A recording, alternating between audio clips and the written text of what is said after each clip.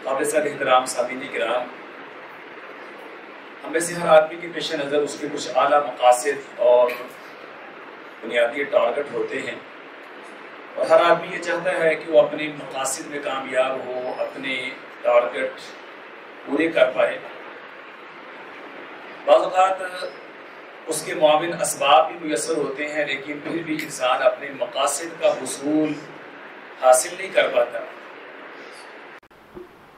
इनमें एक बड़ी वजह ये होती है कि आदमी जो है वो रद्द अमल और रिएक्शन का शिकार हो जाता है। जहाँ आपके आला मकासद हैं, अहम टारगेट हैं, वहाँ आपको ये भी देखना है कि बाज़ लोग आपके दुश्मन भी हैं, हासिदीन भी हैं, मुखालिफीन भी हैं, नाक़िदीन भी हैं। वो यकीनन आपके रास्ते में रोड़े अटकाएंगे, आप पे बेजा तनकीद करेंगे, तानो तशनी के तीर बरसाएंगे, फजूल किस्म के एतराज़ात करेंगे, तो आपने उनमें उलझ के नहीं रहना है। बाद लोग आपको देखने में नज़र आएंगे, कुछ ऐसे होंगे जो अनपढ़ जाहिल हैं और कुछ वो भी हैं जो पढ़े लिखे जाहिल हैं। इन दोनों तरह के जुहालात से आपका वास्ता पड़ेगा, तो आपने अपनी सलाहियतें, अपनी काबिलियत, अपना टैलेंट इनसे मुकाबलाबाजी करते हुए ज़ाया नहीं करना है।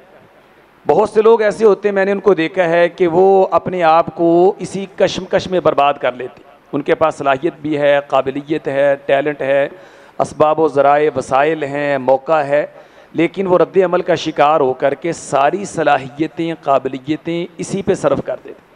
आज भी बहुत से नौजवानों को, पढ़े लिखे लोगों को, समझदार अफराद को मैं देखता हूँ कि वो रिएक्शन और रद्द अमल का शिकार होकर के अपनी सारी सलाहियतें जवाब देने पे सर्फ कर देते। नबी करीम सल्लल्लाहु अलैहि वसल्लम ने बड़े मुख्तसर दौरानिए में जो इतना बड़ा कामयाबी का सफ़र किया है, उसमें एक बड़ी वजह कुरानी उसूल है। ये आयत करीमा जो मैंने आपके सामने तिलावत की, अल्लाह फरमाते हैं खुज़िल अफ़्व वअमुर बिल उर्फ़। प्यारे पैगम्बर अलैहिस्सलाम, आप दरगुजर से काम लें, भलाई का हुक्म दें और जाहिलों से एराज़ बरतें। तो जाहिल हैं उनसे आप उलझे नहीं। और नबी करीम सल्लल्लाहु अलैहि वसल्लम ने इस कुरानी उसूल को हमेशा मद्देनज़र रखा और आपकी कामयाबी में इस उसूल का बहुत ज़्यादा अमल दखल।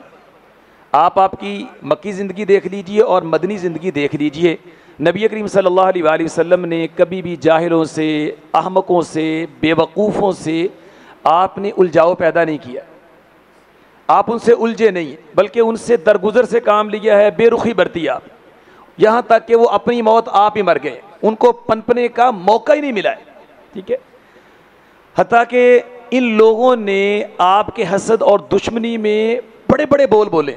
आका अलैहिस्सलाम को क्या कुछ नहीं कहा गया, आपको नऊज़ुबिल्लाह दीवाना कहा गया, मजनू कहा गया, और हत्ता कि आपको काहिन कहा गया, साहिर और जादूगर कहा गया। ठीक है, इस तरह के बड़े बड़े बोल आपके ख़िलाफ़ बोले गए, लेकिन नबी करीम सल्लल्लाहु अलैहि वसल्लम ने किसी को बुनियाद बनाकर से उनसे आप उलझे नहीं हैं। ठीक है, और ये तर्ज़ अमल आपने कोहे सफ़ा के अव्वलीन खिताब से लेकर हज्जतुल विदा के आखिरी खिताब तक आपने इसको संभाल के रखा है, पल्ले से बांध के रखा है। आप किसी मौके पे भी आप इससे नीचे नहीं आए।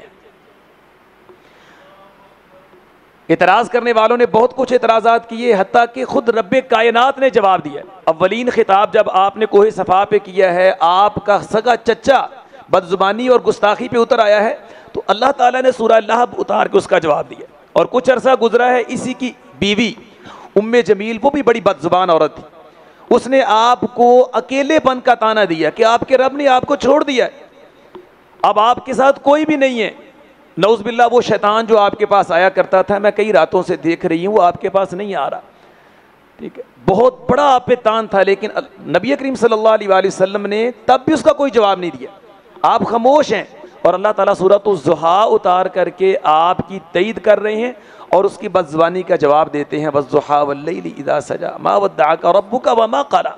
ठीक है, और इसके बाद भी देखें कि नबी करीम सल्लल्लाहु अलैहि वसल्लम दावत दे रहे हैं। मक्के का एक सरदार उक़बा बिन नबी मुआयत, वो आपके पास आया और आपके गला मुबारक में वो कपड़ा डाल के उसको बल देता गया, यहाँ तक कि इतने बल दिए कि आपका सांस मुबारक रुकने के करीब आ गया। अबू बकर सिद्दीक रज़ी अल्लाह अन्हु तेज़ी के साथ आए और उसको धकेल करके दूसरी तरफ किया और कहा अतक़्तुलूना रजुलन अन यक़ूला रब्बी अल्लाह, एक आदमी को सिर्फ इस बिना पे मारना चाहती है, वो कहता मेरा रब अल्लाह है। लेकिन नबी करीम सल्लल्लाहु अलैहि वसल्लम ने कोई रिएक्शन नहीं दिया, कोई सख्त जुमले सख्त अल्फाज नहीं बोले, ठीक है, आप खामोशी से अपना काम जारी रखे हुए। और आपका सगा चचा अबू लहब बार बार आपकी मुखालिफत है, आपकी मुखालफत करता है, दुश्मनी दिखाता है, तानो तशनी के तीर बरसाता है। आप मक्का से बाहर जो तिजारती मंडी हैं वहाँ जाते हैं, लोगों को दीन की दावत देते हैं, और ये बदबख्त हर जगह आपके पीछे। और कहीं कहता है ओ लोगो ला यग़लिबन्नकुम हाज़ा अन दीनिकुम व दीनी आबाइकुम, खबरदार कहीं ये बंदा तुम्हें तुम्हारे दीन से बरगश्ता ना कर दे, संभल के रहना ज़रा, ठीक है। हज़रत रबिया रहम रज़ी अल्लाह अन्हु वो कहते हैं मैं छोटा था, मैंने जब ये मंजर देखा तो मैंने अपने बाबा से पूछा कि मन हाज़ा, बाबा जान ये कौन है, ये नौजवान दावत दे रहा है और पीछे बुजुर्ग बैंगी आंखों वाला उसके पीछे पीछे रहता है और लोगों को कहता भाई इसकी बात ना मानना। और बाज़ जगह अबू लहब ये कहता कि इन्नहु साबिउन काज़िबुन, भाई ये बेदीन झूठा है, नऊज़ुबिल्लाह मिन ज़ालिक। इतने बड़े जुमले और इतनी बड़ी गुस्ताखी और तनकीद के बावजूद रसूलुल्लाह सल्लल्लाहु अलैहि वसल्लम कोई जवाब नहीं देते, उससे उलझते नहीं है, ठीक है।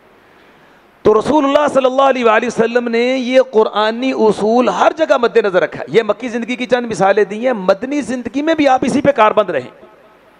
हज़रत साद बिन उबादा रज़ी अल्लाह अन्हु बीमार हैं, नबी करीम सल्लल्लाहु अलैहि वसल्लम उनकी तीमारदारी के लिए गए, तो रस्ते में अब्दुल्ला बिन उबई का घर और उसका डेरा आया। वहाँ से जब आप गुजरे उनसे भी आपने अलैक्सला की, वो आगे से बदजुबानी पे आ गया, कहने लगा कि आप यहाँ ना आया करें, अगरचे आपकी बातें सच्ची भी हैं तो आप अपनी बातें वहीं तक रखें अपने पास, जो आपके पास है उसको दीन की दावत दे दिया करें, हमारी मजलिसों में आकर के हमारी मजालस को ख़राब ना करें।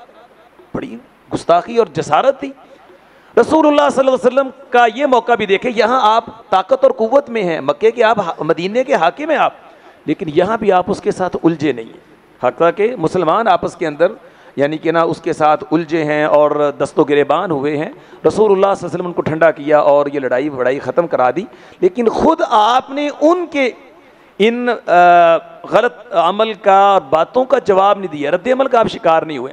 तो ये एक बहुत बड़ी खूबी थी रसूलुल्लाह सल्लल्लाहु अलैहि वसल्लम की कुरानी उसूल के मुताबिक, ठीक है, कि जो जाहिल हैं, पढ़े लिखे या अनपढ़, आप उनकी बातों में पढ़ के बस जवाब दर जवाब का सिलसिला शुरू हो गया है।